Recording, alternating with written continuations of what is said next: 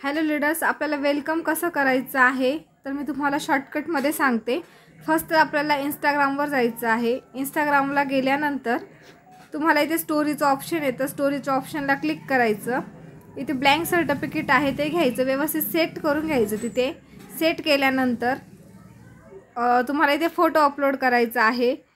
तर photo upload करण्यासाठी ते 3 नंबरचं ऑप्शन दिसत असेल स्माइलीचं, तिथे क्लिक करायचं।